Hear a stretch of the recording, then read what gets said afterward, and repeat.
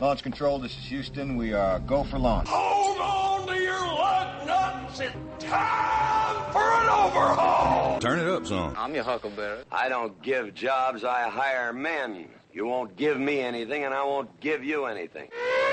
Collision, sir. Whoa, relax. We're not even moving. There's no crying in baseball. Hello, you good-looking people. Let's have some fun. This is News New Mexico. I'm Bob Enlick, here with Michael Swickard, and we're brought to you in part by Wells Fargo Banks and La Posta Restaurant. It's in La Mesilla, not very far from Las Cruces. It is 7 o'clock, and we've got on our newsmaker line Marita Noon. She's got America Makes America Great. Energy makes America great. Energy makes America great. .org. Thank you, Marita. .org. Energy makes America great. This week in townhall.com, you've got your column, Please Don't Frack. You've got a number of subjects in that. Why don't you start off talking about Please Don't Frack? Well, yes, there are a number of subjects in it, and at this exact moment, as the phone rang for my weekly conversation with you boys, I am working on trying to pare my column down to 900 words, which is what I have to do to get it into the various newspapers that publish my column each week, in addition to the websites, which let me write as long as I want. And it's a challenge to pare down all of this into 900 words, which I have not yet succeeded at. But the basic idea is that the Republicans are the ones, in general, who support energy policy, what I like to call responsible energy. You know, I am the executive director of companion nonprofit organizations, is how I like to phrase it. The original organization is called Citizens Alliance for Responsible Energy, which is a 501c3, and the newer one, Energy Makes America Great, is a 501c4. Well, frequently, if I'm at a conference or something with a name tag and it says, Marita Noon, Citizens Alliance for Responsible Energy, people will come to me and say, well, just what is responsible energy? And my opinion is that responsible energy is the stuff that actually works, where by comparison, the Democrats tend to support the kind of energy they support is what I like to call hope and change. This stuff they hope will change and someday actually work. And so I start off in the column with kind of the premise that the Republicans are the ones who generally support sound energy policy, responsible energy policy. And energy seems to be about the only thing that the Republicans agree on these days, because anyone paying any attention to politics would have to admit the party is greatly fractured. And so I play with the term, the idea of fracturing, which is, that process, hydraulic fracturing, that has unleashed America's current abundance of oil and gas, and play with that term to say about the Republican Party, please don't fracture this unique item of unity that the party seems to have, because in order to turn around America's bad energy policies, we're going to have a good, strong Republican victory in 2014. And to do that, we've got to get as together as possible. And then I go into kind of a surprising thing, I think, which is where I talk about the Atlanta Tea Party patriots who have supported and had a victory in Georgia of mandating solar energy as a part of Georgia's energy mix at a time when many states, including New Mexico, are trying to get rid of it. So there it is in a nutshell.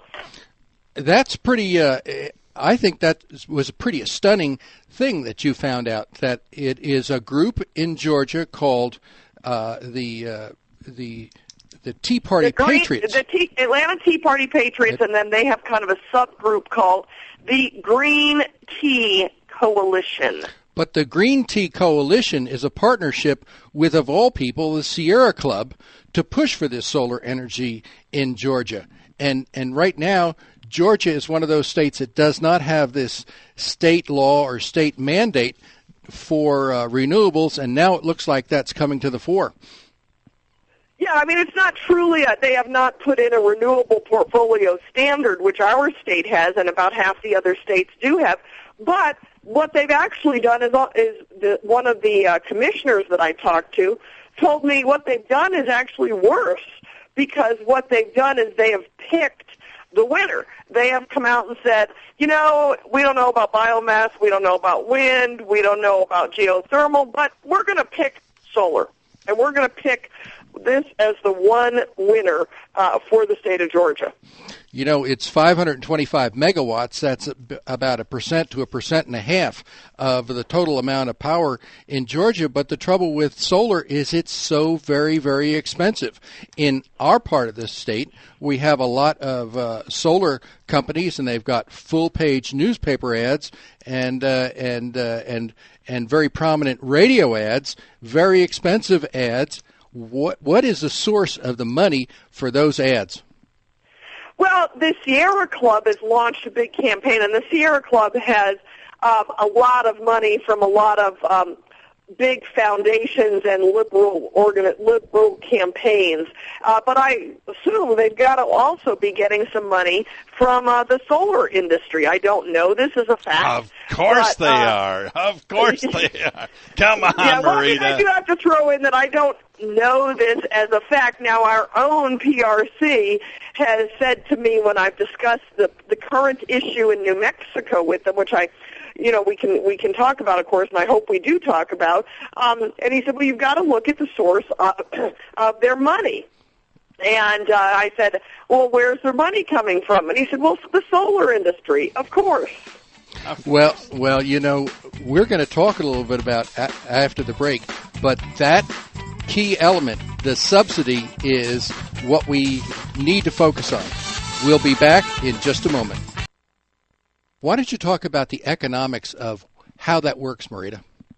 Well, let me explain first for our listeners what the Renewable Portfolio Standard is. Back in 2007, the legislature voted to require the utility companies in this state to provide a certain amount of renewable energy as a part of their mix. It was believed at the time that we had A, an energy shortage, and B, that climate change was a man-made crisis, and renewable energy seemed to be a way to solve those two problems.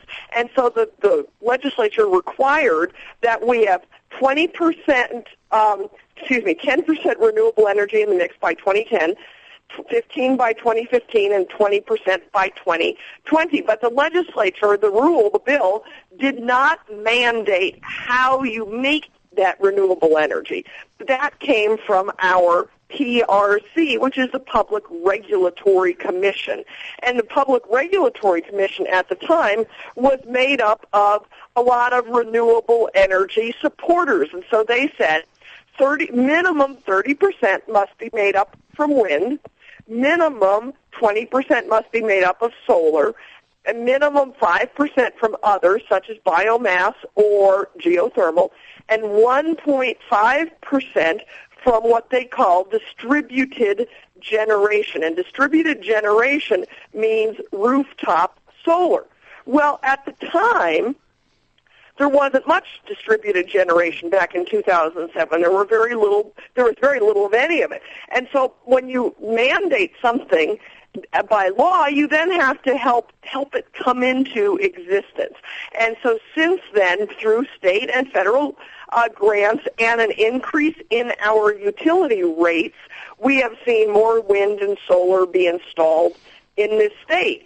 Now, they had to also put in a lot more solar panels on rooftops to come up with the 1.5% of our utility mix be from distributed generation. Okay, so with that explanation, the way they do this is basically if you have put solar panels on your roof, the solar panel company that sold you this sold them to you will tell you, oh, this is a great deal. You can get them almost free because there's state subsidies and federal subsidies, and the utility company is going to pay you retail price. They don't phrase it this way, but the utility company is going to pay you retail price for any extra power that you generate from your rooftop. Now, why would the solar company pay retail, which is 3 to 7 times more than they pay for the rest of the energy in their mix?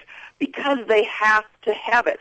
And so the utility company pays the customer retail for that extra electricity that they generate 3 to 7 times more. Now, anyone who has ever owned a business knows that there's a lot of costs that go in between your wholesale price and your retail price of whatever it is that you're selling. Well, when the utility company pays retail for that electricity, where's that extra cost coming from? It's coming from the entire rate base. So in essence, every single one of us in the state of New Mexico are subsidizing those who have chosen to take advantage of this program and install solar panels on their roof. So what you're saying, Marita, is that when we pay our electric bill, we're paying a tax so that the renewable people can have a market for their product. This is Bob Endlich. In essence, that is correct. It's not labeled a tax, of course, but in essence, that's the fact. Thanks, Marita. We'll be talking to you in just a moment after this break. This is Bob Endlich. We've been talking with Marita Noon, EnergyMakesAmerica.org, and Michael's got a question. Yeah, I've got a question, Marita. I was talking with somebody, and they said the Ford F-150, that's what I've got, but it's a couple of years old. The next model is going to include a tank for natural gas. Have you heard that? I have not heard it, but I think it's a good idea. Well, now my uncle had a natural gas tank on his GMC truck in the 80s and loved it. And so he could use gasoline. He could have a tank of gasoline and a tank of natural gas. Natural gas would take him about 1,300 miles, I think is what he told me, and then he could have a regular tank. He'd go a long way. He liked the natural gas because the engine did better with natural gas. But I think what a change it would make for New Mexico to have New Mexicans using natural gas rather than oil.